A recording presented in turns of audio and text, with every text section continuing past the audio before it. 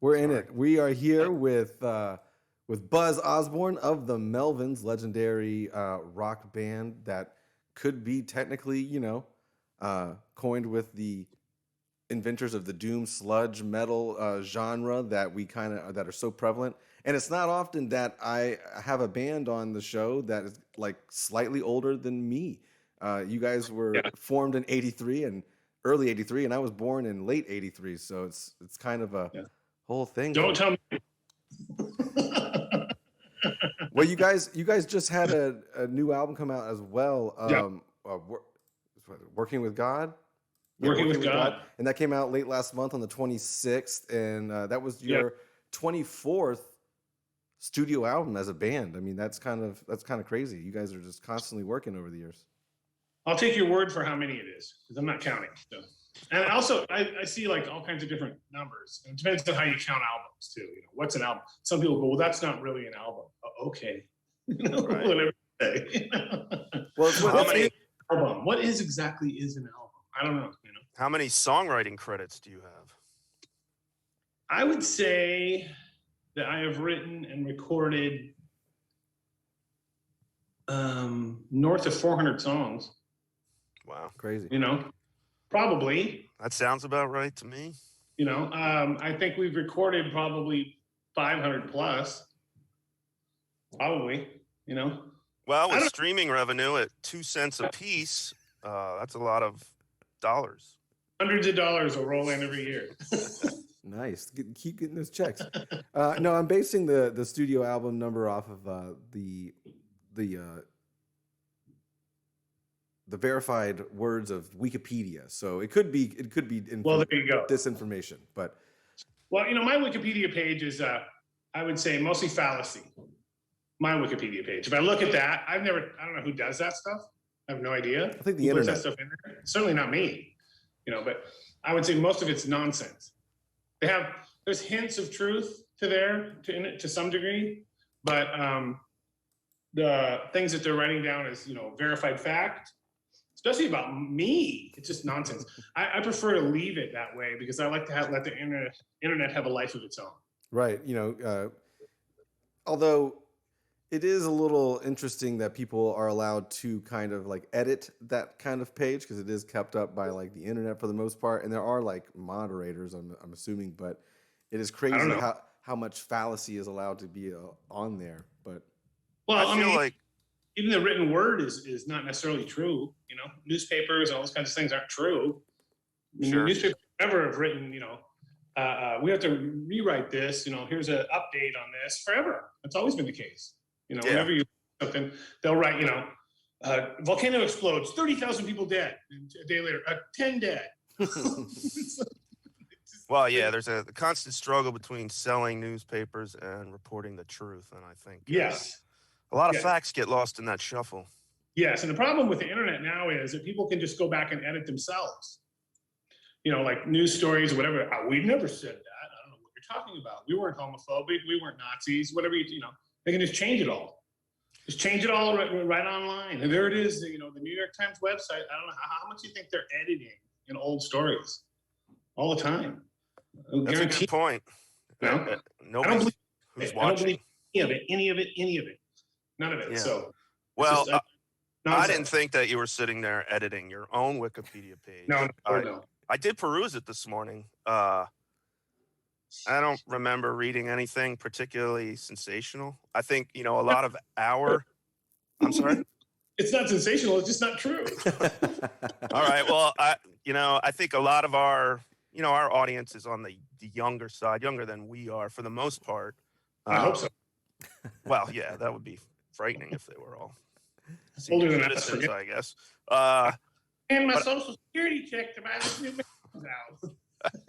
It's great. I think the most probably your average 28-year-old Nirvana wearing T-shirt music fan would be like, oh wow, Wikipedia says that Buzz introduced Dave Grohl to Kurt Cobain. I'm assuming that's true. That's true to some degree, yeah, absolutely. Okay. But now it would be a 38-year-old guy wearing a Nirvana shirt. 28 well, they've had a bit of the whole T-shirt game has had a bit of a resurgence. I feel like that's much like when we were younger. I don't know what shirt people would wear to be Me wearing rebellious. Me wearing a Hendrix shirt in high school. Okay. Yeah, my friends, I'm not friends. I didn't have any friends. But when the people around me were all wearing REO Speedwagon shirts, Yeah, I remember them. I Don't want to wear one of those shirts. Who does anybody call you Roger ever?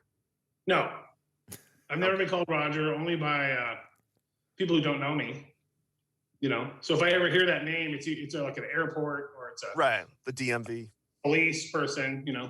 But I've been called Buzz since I was just a few days old. Oh, really? Right. My dad's name is Roger, even though I'm not a junior. I have a different middle name. And my grandmother said, that's going to be confusing. Let's give him another name. And so my dad had just had a friend of his a few months before that named Buzz, who died in drunk driving in a car accident. And I was named after him. Okay. So they go, we'll name him after him, And so his name was Buzz Guidel. That's the truth. Drunk, thrown out of a car rolled on top of him to where he couldn't move, and he drowned in a mud puddle. Ooh. Wow. Well, that's named after. That's a tragic backstory to your name. That's it. No one would ever guess that. And that's certainly it was on Wikipedia. Yeah, I didn't see that on Wikipedia. I'm going to add that later. Yeah, we're going to add that. Everybody, but I might be lying about that too. So, although it would be a good story I just came up with off the top of my head, that'd be pretty good. Yeah, kudos to you if you just made that up. I just made that out of nowhere. But so Roger is not a name I'm familiar with. Some people will call me that, like they think it's going to irritate me, or like they think I called myself Buzz, and so as a stage name. But I would have had to thought of that stage name when I was about 4 days old. So I think I had other things on my mind, like eating and shitting at that point. Yeah. And probably more shitting after that. So shitting then eating. Stage names were not something I'm coming up with. But when people say it to me, it doesn't irritate me because it doesn't mean anything to me. Right. I don't hear it. It's just like my name is Buzz, so I've always been called. Yeah, that makes sense. So people think, "Hey, Roger," like I'm gonna get all excited about it. Doesn't mean that you might as well be calling me George.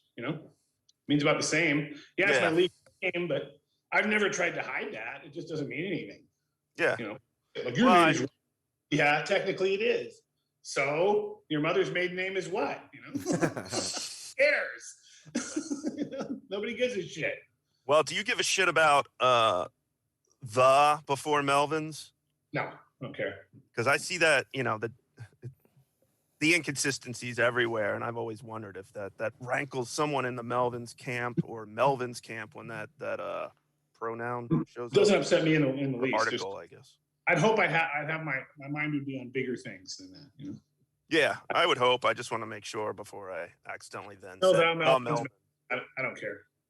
I don't care. And then that King Buzzo, that was a name that was given to me by the guys at Boner Records, and the distributor, because of my over-the-top opinions about everything. Yeah.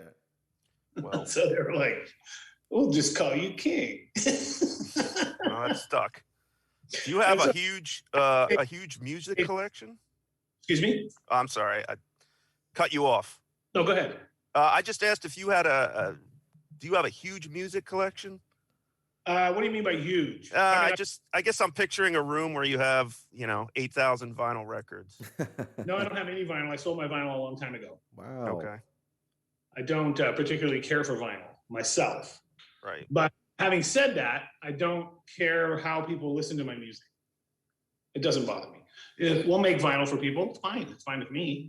I like the artwork. I like the way it looks, and I like the colored vinyl. I like all of that stuff. I think all that stuff is cool. And I do have a few records, like a handful of records I saved because I thought the record sleeves were cool or whatever. And my wife is a graphic designer, and she saved a lot of that kind of stuff, like, as this is a great cover. Let's keep it. But not very many. And I prefer CDs personally. I think that they sound way better, and that's what my music collection is. If I want something, I'll buy it on CD. I don't really stream music. Not that I wouldn't, but I have a really nice stereo at home with Studio NS10 set up with it that I listen to all of our stuff on. If I bring home, when we're recording, I'll bring stuff home and listen to rough mixes and stuff on it, and it's fucking kick-ass stereo. So I have a over-the-top bonus stereo that's probably a lot better than most people's home stereos. Right. And so when I put a CD on, manufactured CD of one of my favorite records and crank that thing, it sounds fucking awesome, totally awesome. Yeah. So that's what kind of hooked me on it. And I AB'd my vinyl collection against my CD collection for years before I decided to I just don't ever listen to these. Just don't. I don't care about it. And then I moved from an apartment into a house. When my record collection sat in boxes for 9 years in my garage, I realized that I don't need this. Yeah, it's a logistical pain in the ass. Well, it's that, but I mean, I collect lots of stuff, so I understand collecting. It's not that I'm against having a lot of stuff, because I'm not against having a lot of stuff. I have a ton of shit, but mostly meaningless stuff to other people. But so I sold the entire collection except for my 7 inches to one guy, and I said, "You have to come over and you have to get all of it.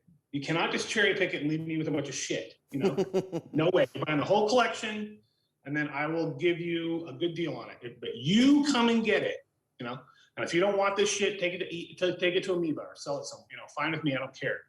Sold it to him, and then later down the line, I picked out the most expensive 7 inches that I had and sold those separately, and then sold the entire rest of the collection to him. Wow. Okay. And I do never regretted it 1 minute.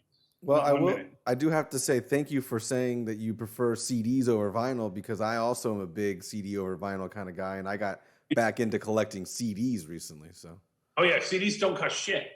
Yeah, especially now, so it's good until the young kids are gonna get a hold of them, and then the price will go up, and we'll go back to paying a lot more for CDs.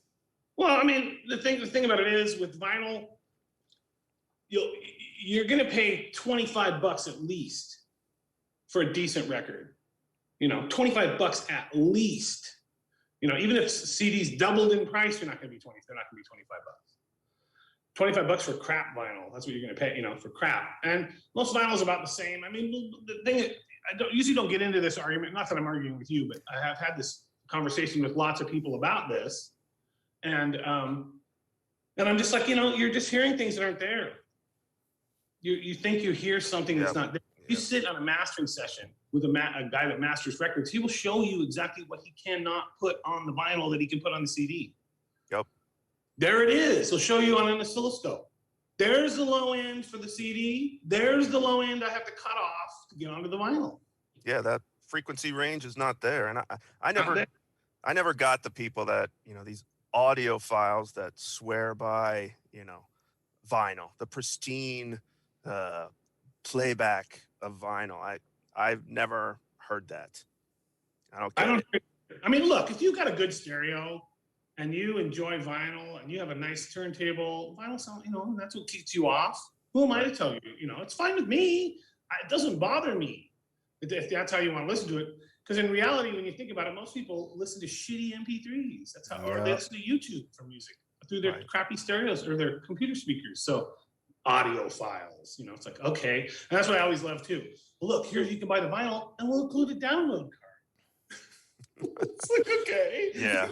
Well, for that reason, coupled with the pain in the ass that is putting on a vinyl record when compared to a CD, I'm with you too. Much rather CDs. The guy that engineers. Oh, go ahead. Sorry. No, go ahead, please. The guy that engineers our stuff is on board with us about all this stuff. And the thing that's funny about that is we spent a lot of time on this issue. We've wasted a lot of time researching and thinking and listening and A/Bing a million different kinds of ways on all this. And the conclusion that we've come to is that the CDs are the best way to listen to music if you want to really hear it. Now, for convenience, I think I'll take my iPod with me on tour simply so I can carry thousands of songs that I've burned off my own CDs. I'll do that. The streaming services don't have enough for me, by and large. I agree. Not enough stuff. I want to hear weirder stuff than that, generally, Well, please tell me, I just want to, you saved a pristine copy of Locust Abortion Technician on vinyl, right? No, sold all that. Oh. Why? I don't know. That you know what it is? I think when I was growing up, when I was a kid, my sister, that was the first vinyl record I remember her having, and that very colorful cover just always had a special place in my heart. And if I had it in my possession, I don't think I could part with it. But obviously, I'm not Buzz Osborne, so.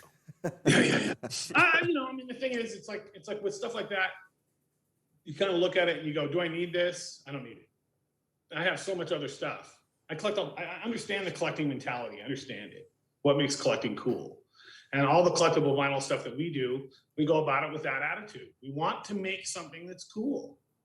It's kind of like the collectible vinyl toy world, which is, yeah, we didn't make thousands of these. We didn't, because we want to make it special for the people who get it. Yep. That's it. And if you want it, just like, they don't make a Cadillac for every person in the U.S. They don't. It's true. So who's only a certain amount of people can buy these. It's not an elitist thing. It's more of a cool thing. Keep people interested in what you're doing. The music is available. The music is the most important thing. If you want it, somebody has instantly put, or either us or someone else has instantly put it up online. You want to hear it, there it is. Free, So if you want something cool, then that stuff gets expensive. And if you look into how much a vinyl record costs to make and the pain in the ass it all is, it's a giant undertaking. We're making silkscreen covers and all kinds of other crazy shit like that, and really cool vinyl itself, which I think looks great. And we're trying to make something special for people, but it's not going to be millions.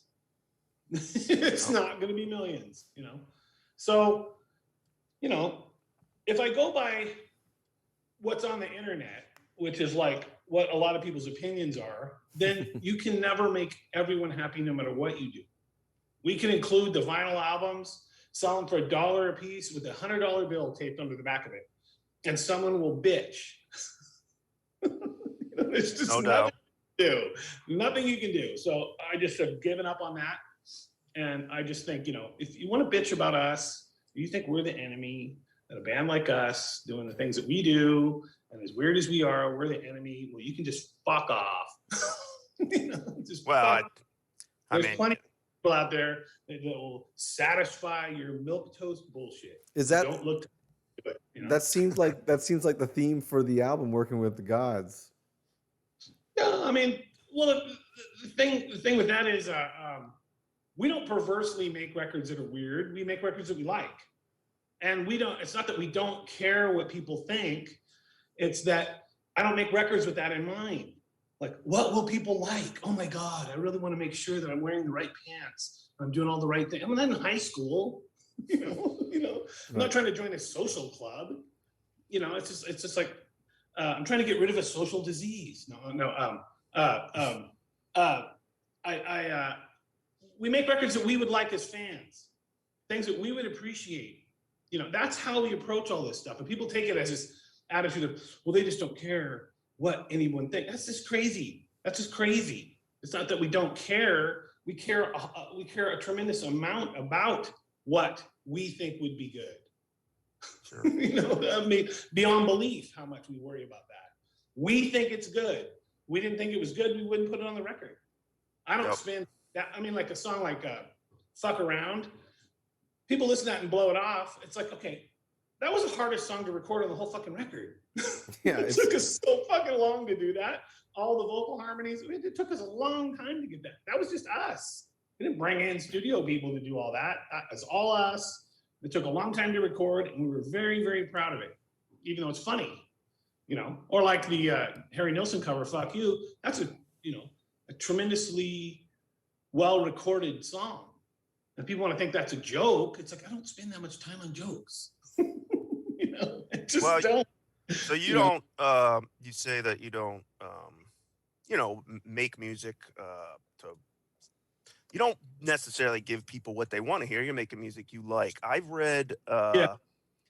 I feel like I read an article a long time ago, and when I say article, Lord knows where it was. It was probably print or something. But in any case, it was basically talking about how Melvins would consciously needle. This is more of a live show thing than recordings, but would needle the audience a bit by, let's say you had a a testosterone crowd that wanted to mosh or, get physical, you would tend to play more slowly and less aggressively. And if you had let's say a fan, an audience that wasn't accustomed to that kind of thing, that you would intentionally play heavier and louder. I read this, article, and now I can't recall if it was an interview with you where you admitted as much, or this was someone's assessment having studied Melvins. Oh, well, we've done thousands of shows. So I'm sure that you're right about some amount of those, but the vast majority of them, that's not what we do. Okay. I know there's instances that we've had almost riots happening while we were playing, just as a result of simply the way we sound. That's it. So yeah, we've dealt with that a lot. I'm not afraid of dealing with that. It gets tiresome after a while. I'm trying to sell the band that way to an audience who couldn't give a shit. And at this point, I would only do a tour like that if I was getting paid a huge amount of money to do it. Sure. That's it. Where I was like, are you going to go out there and you're going to battle with these assholes every single night? Okay, well, I'll need to be financially compensated for that. And that's probably not going to happen. It's probably not going to happen. So we don't get a lot of those kinds of offers. Right. If we went out and opened for, I don't know who, some big band, I don't know who. We've had a lot of bad situations like that happening. In the past, especially when we opened for other bands. Now, lately, in the last, 10, 15 years, when we've done that kind of thing, we haven't had that be the case, really. Not much. Like, we did a whole tour with that band down, and I expected their audience to just hate our guts. It wasn't the case. They were fine. They were fine with it. They liked it. So that was kind of a surprise. I would think that audience, would be receptive to Melvins, and the age group, and the, just that even if they don't like Melvins, you're one of those bands that gets accorded a great deal of respect, I would think. Much so more, in recent years than perhaps in the 90s. I happened to see you guys when I was young, Ozzfest. This is 98-ish. 98. And I remember seeing you, and the only thing I remember, because I don't remember a lot Where was that day. This was in I think it would have been Camden-ish, New Jersey. Oh, that was the first show we played on Ozzfest. Okay. I remember it being terribly loud. Not terribly in a bad way, just Melvin seemed louder than everyone else, which I'm happy for. But I assume that tour, you ran into a lot of, the unhappy, drunk people who wanted to see, I don't know, Spine Shank or something, and they had to sit through Melvins. Or maybe not. I don't remember what the audience was like, frankly.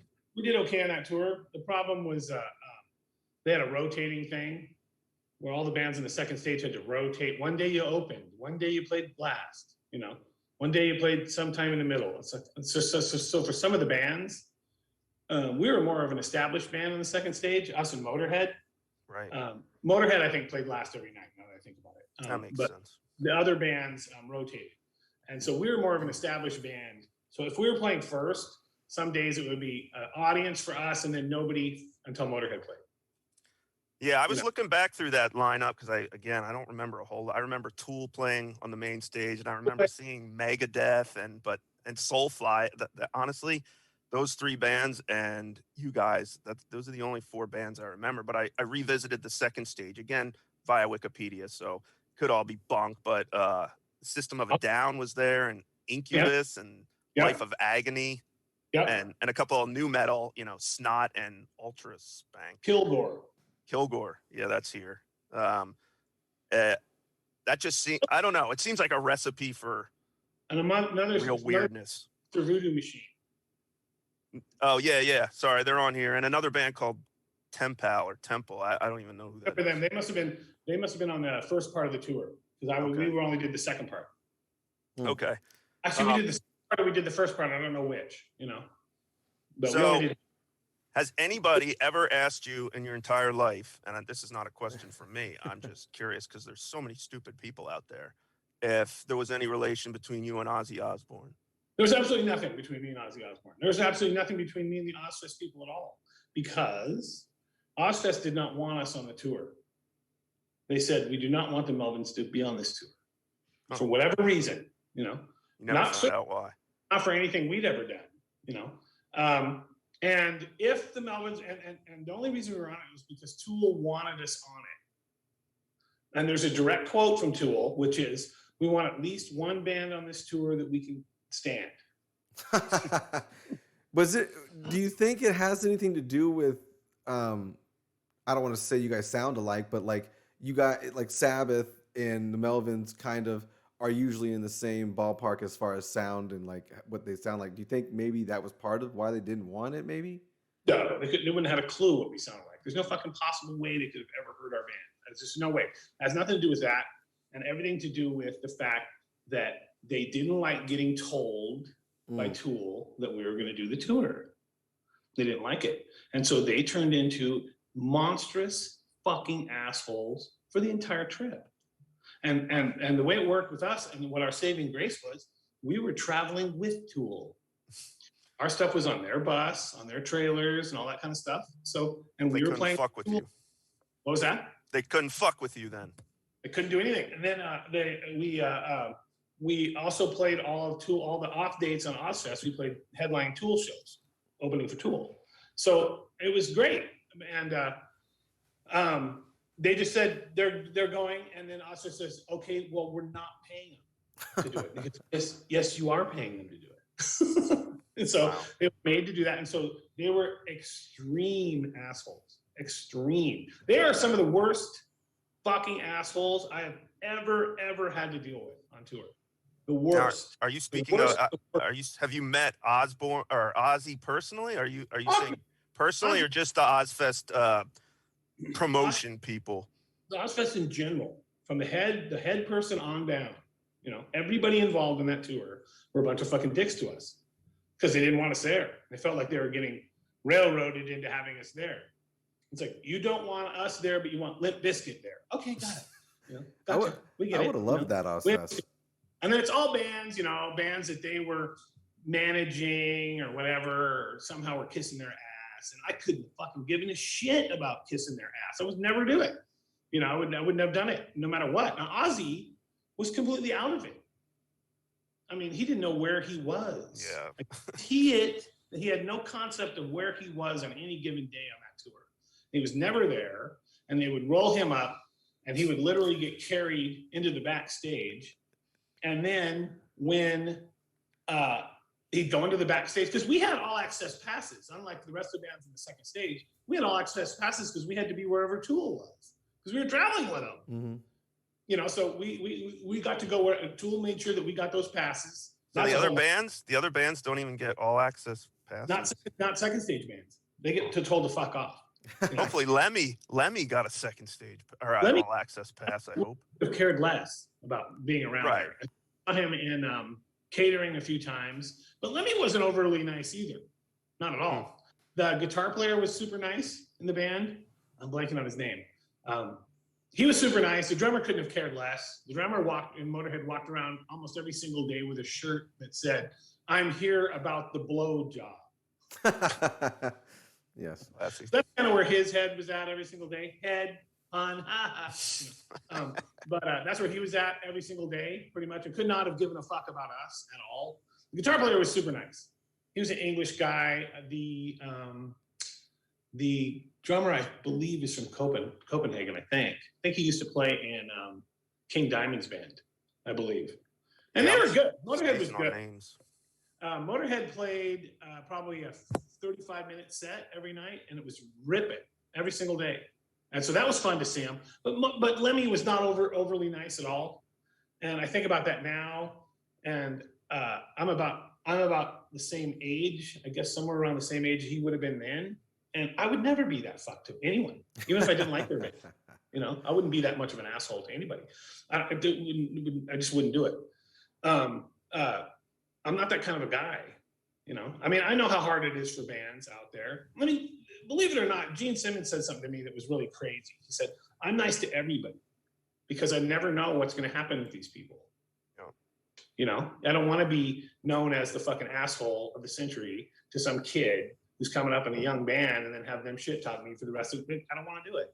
I'm not going to do it. And so touring with Kiss versus touring with Ozzfest was like the difference between being on a sinking ship and being on, the QE2. Kiss was fucking amazing to us, which makes me hate people like the Ozzfest people even more. Yeah.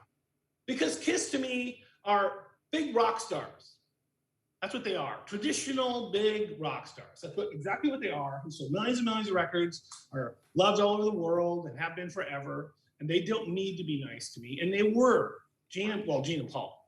The other two guys were pretty spaced out. But Gene and Paul could not have been nicer. And so if they can do it, anybody can do it. Yep.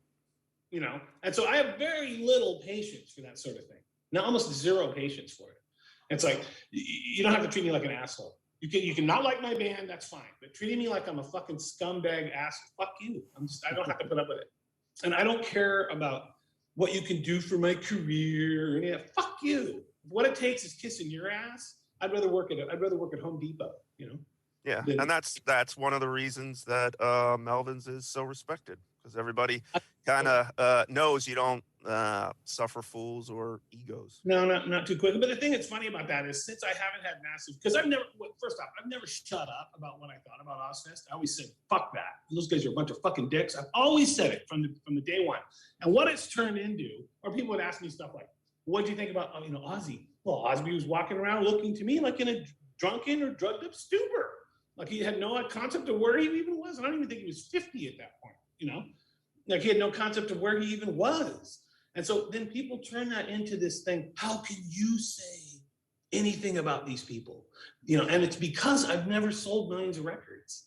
So they put it into that I'm jealous of these people. Like I would be jealous of a guy who can't even remember his birthday. It's like, forget it. You know what I mean? He has no concept of when what day it is. I don't remember. I can remember my birthday. I don't remember what year it is. Right. As we've already discussed. But I could drive a car without fear of getting in a car accident. I can do all kinds of things that I'm sure Ozzy can't do. And I'm not jealous of that. I would be jealous of being Ozzy married to Sharon and that whole situation. I couldn't imagine anything worse. Yeah. Well, in a marriage. I've been in a marriage for 28 years, 27, 28 years. I know what a real marriage is. I know what a real relationship is like. I would not trade that to be in their position. There's no fucking way I would ever do that. I got a woman. I got her back. She's got mine. It's all good. I know the difference. I'm an adult. I know how things work. So you can't fool me with this bullshit. But people want to do that. Since you're not famous, you're just jealous of these people. Since you're not, super rich, haven't sold millions of records, or the one I love the most, until you sold as many records as Ozzy, you can't say anything about it. Oh, really? Did you just make that rule up? Oh, that's great.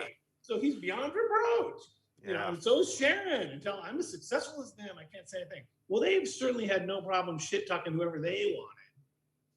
Yeah. And doing all kinds of horrible shit to people like me for no reason at all. So fuck them, fuck them. So, and the best of all that is on that tour were all those fucking kids who I couldn't stand. They were horrible. Like the Jack was like 11. He was just a fucking asshole.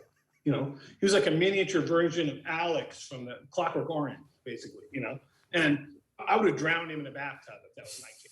Wow. There's no fucking that. I would have fucking killed him, But they had an older daughter who looked like she was on the verge of killing herself all the time.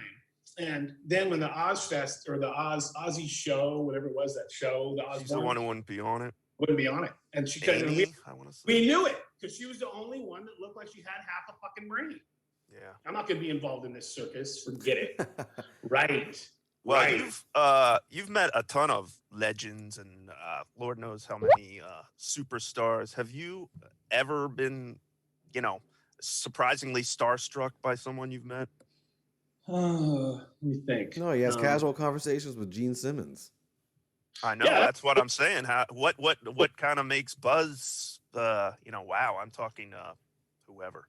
When I met the guys in The Damned. Okay. That was cool. I mean, Captain Sensible and Dave Vanian, who could not have been nicer. When I met those guys, that was pretty thrilling. because I've been such a monstrous fan of that stuff since the 70s. You know, just oh my God. If you'd have told me that I would be curating a show, the ATP show, and we would get the Damned to play and they would do it, and because we wanted them to do it, I would never have believed you.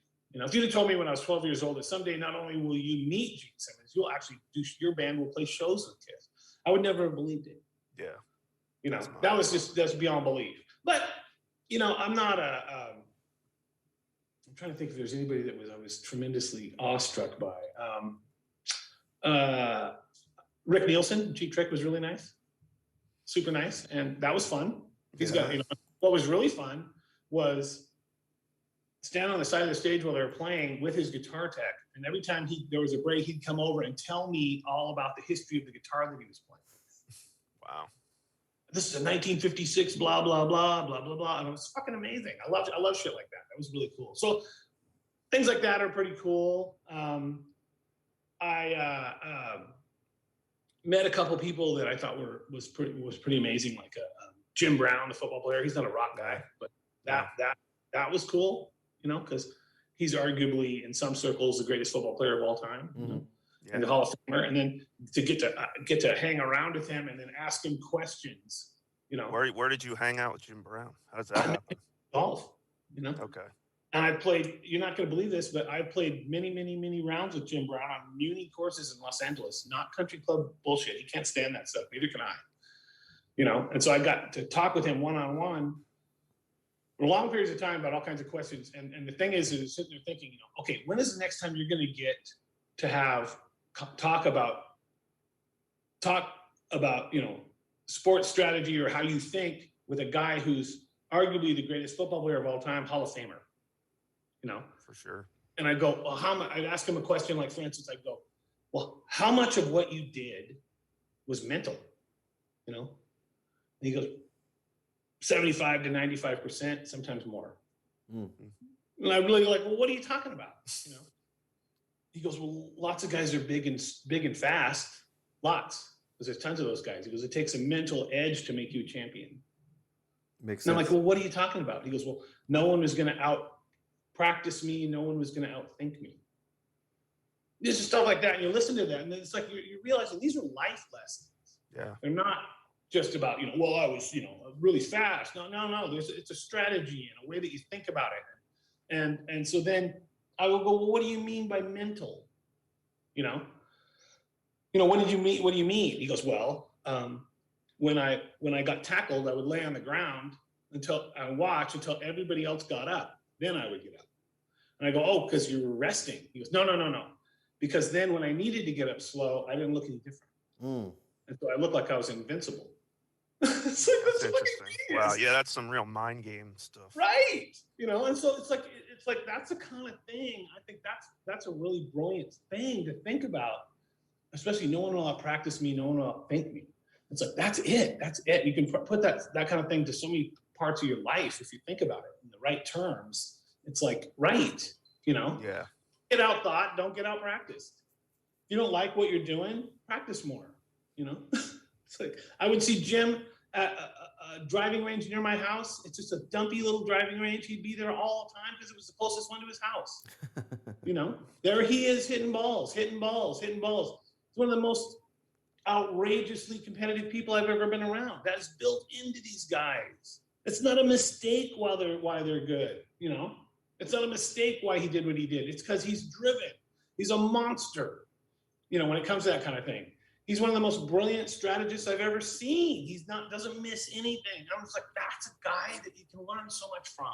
It's just brilliant. It's just brilliant to be around him. And I want to know more about that kind of stuff. And I want to be around him. And I'm not going to learn that from Ozzy. Yeah, I suspect you're correct. I have this vague memory of watching MTV once upon a time, because I haven't watched it in 20 years, but they were doing a feature on some supermodel or something, and they filmed her, and she walked over to her stereo and said something like, you know, I need motivation music, and she loudly put on Honey Bucket, I think. And I remember watching at the time and just being like, what the fuck? I mean, that's awesome, and I wish I remembered who it was because I can't.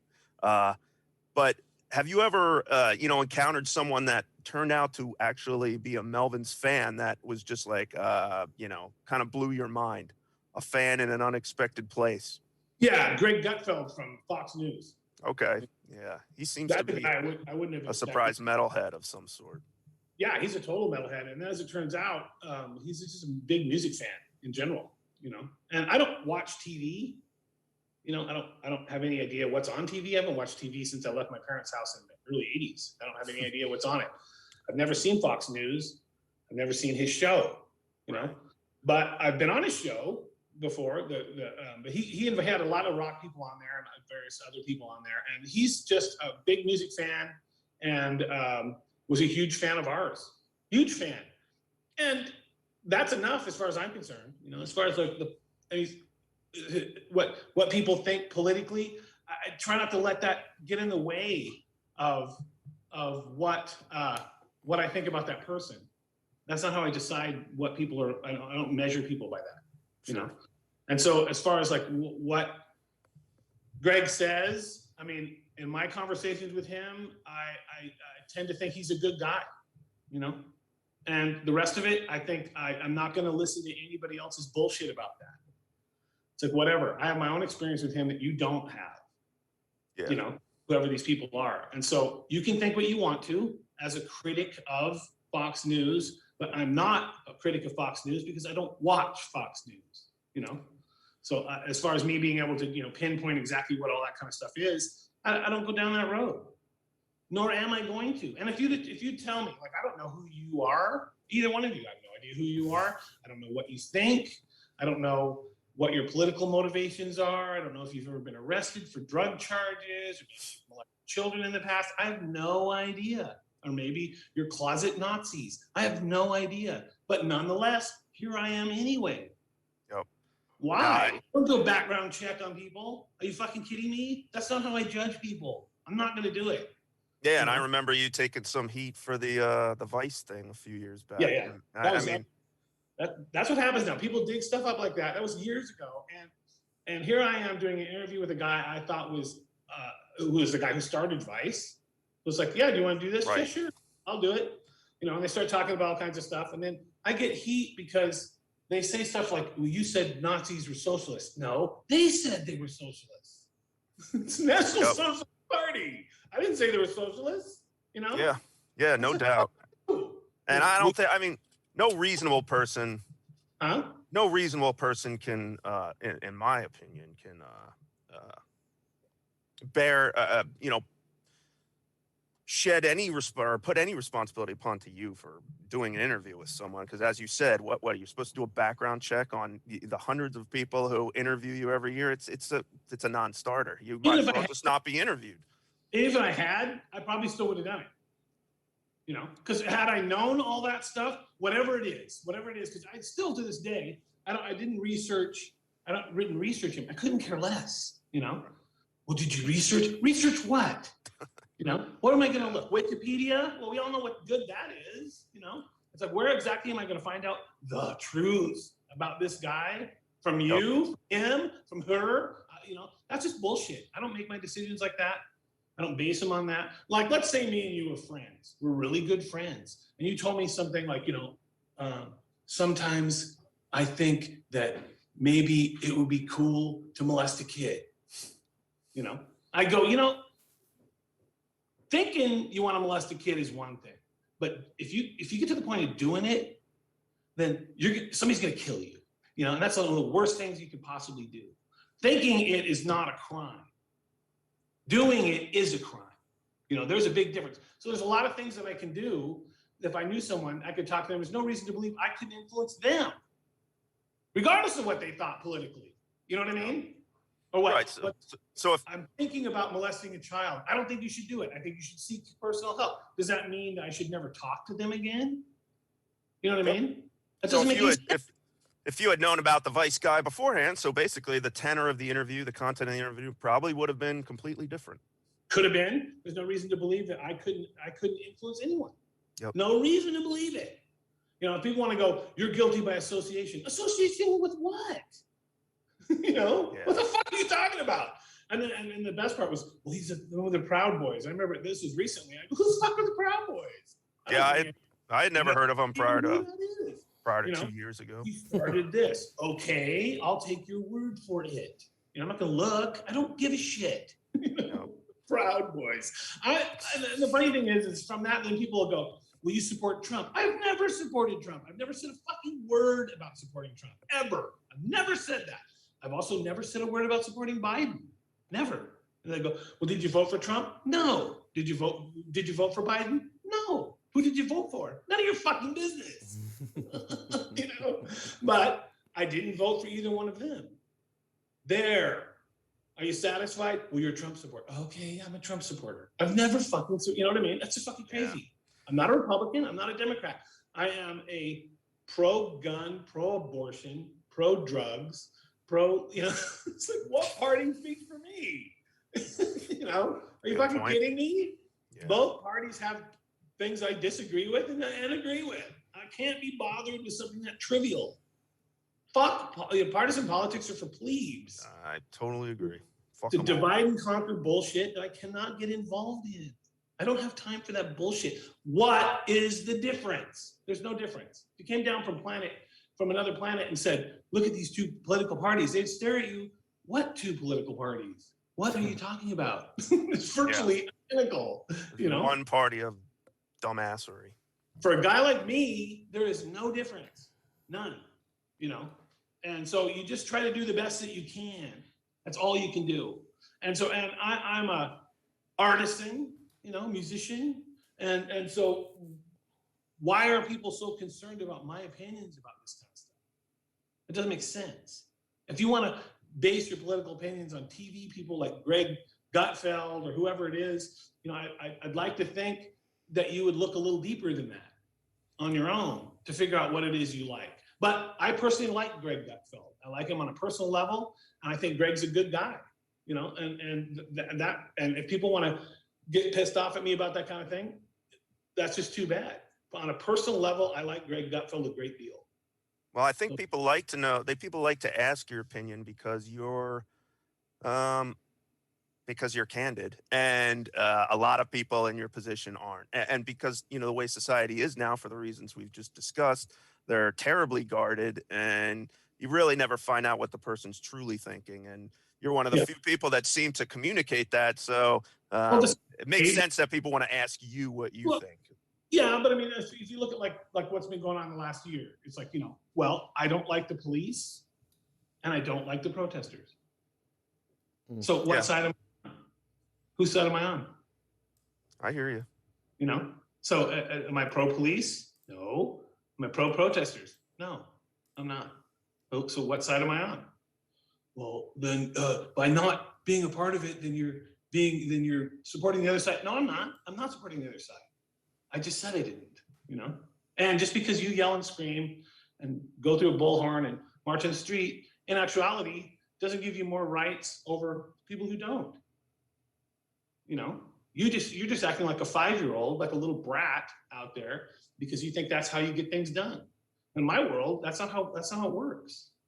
You know, you don't get to go smash shit up every time you're upset about stuff. You don't get to. And cops, just because you're a cop, doesn't mean you can go out and kill people. It doesn't give you the right to do that. Certain situations it does, but I've never had a good experience with police, ever. When they pull me over, they're almost always assholes to me. Almost always. And I have had guns drawn on me many, many times by the cops. Many times. For absolutely no reason. Do you think things would be different if you didn't have that hair? I don't know. You know? I feel like to a cop, you know, that hair right there, it shakes them to their core. It could be, but, you know, I haven't noticed the Mexican drug cartel with hair like mine. Did Ted Bundy have a haircut like mine? Not to my knowledge. I don't even think the Night Stalker had a haircut like mine. So who exactly are they targeting? Charles Manson looked more conservative than I do. That may be why they're so worried. Maybe, but I mean, Jesus, do they think I dress up like this to go shoplifting? Fuck are they talking about? You know, it's just crazy. The whole thing is crazy. Look, cops are just doing their job, whatever it is, but that doesn't mean I have to like it. I don't have to. I don't, you know. So I'm not on either side. I see the points of both, but I'm not on either side. So then there it is. Well, where do I stand? I'm not for protesting. I don't care if it's Proud Boys or if it's BLM or who it is. I'm not into it. I think things should be done on a better level than that. Destroying everything or attacking the Capitol. I'm not into any of it. You'd rather be golfing with Jim Brown, and I can't blame you. Yeah, I'd rather. I don't want to join any. I don't want to be part of anything. It's like Bob Dylan said something in the '60s in an interview I saw where they were like, there's going to be a big Vietnam protest tonight. Are you going to go? He goes, no. Why? He goes, because I'm going to be busy tonight. It's like, right. That's the answer. I'm going to be busy tonight. I'm not a joiner-inner. I'm not. I'm a Groucho Marxist. I don't want to belong to any club that will have me as a member. I don't want to belong. I just don't want to do it. It makes me uncomfortable. It makes me uncomfortable. I think you should be a law-abiding citizen and not do things to hurt people. I think that's okay. That's why I would make drugs legal, because then that cuts out all the drug cartels of any kind. It's done. And I would personally rather, if people are going to shoot heroin, I'd rather have it be from DuPont, heroin from DuPont, than something that came across the border in somebody's ass. Yeah. Personally, that's just me, and the blood you're trail, not alone there. poppy fields, I have no interest. So that's where I'm at. So people want to take that as me being some hardcore conservative or some Fox News loving thing. Okay, so be it. I don't see it that way. If they want to, I can't win no matter what I do. And same with the music. I mean, we make music that we like, that we appreciate as fans, and then put it out there in the world and let that kind of thing happen.